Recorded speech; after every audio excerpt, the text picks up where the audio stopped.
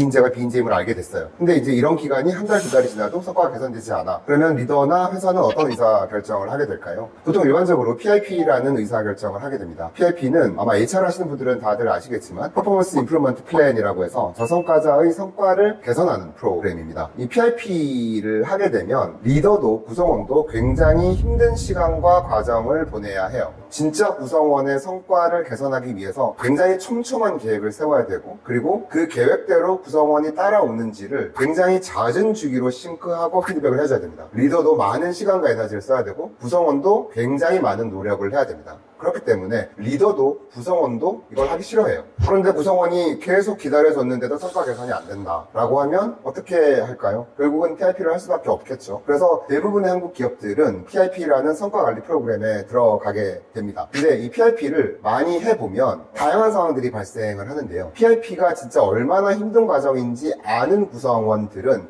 PIP라는 얘기를 꺼냈을 때 그냥 30% 정도는 자발적인 퇴사가 일어납니다. 그리고 진짜 PIP를 정석대로 진행을 했을 때 구성원이 힘들어서 한 50% 정도는 중간에 퇴사를 합니다. 그리고 10% 정도가 실제로 PIP 과정을 어렵게 성공적으로 마치고 성과가 개선되는 효과가 있었던 것 같아요. 그러면 실제로 PIP를 여러 번 제가 경험을 해봤을 때 HR로서 원래 PIP의 목적인 성과의 개선 효과는 10% 정도밖에 안 나오더라는 거죠. 그러면 조직 입장에서 PIP를 하는 게 좋을까요? 하지 않는 게 좋을까요? 그래서 넷플릭스 같은 조직은 우리는 PIP를 하지 않는다.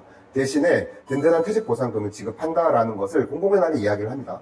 미국은 해고가 상대적으로 쉬운 나라여서 퇴직 보상금 자체도 우리나라보다 훨씬 더 적습니다. 그럼에도 넷플릭스 같은 경우는 일반적인 미국의 프랙티스보다 2배 또는 많게는 3배 정도의 퇴직 보상금을 주고 저성과자와 이별을 하고 있습니다. 근데 넷플릭스가 왜 이렇게 많은 돈을 지급해서 그 저성과자와 빨리 이별을 하려고 할까요? 실제 PIP라는 과정을 진행을 해보면 구성원도 굉장히 힘든 과정을 겪어야 되고, 특히 굉장히 중요한 역할을 맡고 있는 리더가 많은 시간과 노력을 써야 됩니다. 근데 넷플릭스도 바보가 아닌 이상 PIP를 예전에는 많이 해봤겠죠. 10명의 구성원을 PIP를 했을 때 실제로 성과가 개선된 사례는 10%밖에 안 되더라. 그 10%의 확률을 보고 우리 많은 리더들이 성과를 올리기 위한 노력을 해야 돼? 라는 의사결정을 한 거죠. 그래서 성과 올리는 거 너도 힘들고 나도 힘드니까 우리 빨리 이별하고 네가 새로운 길을 찾아.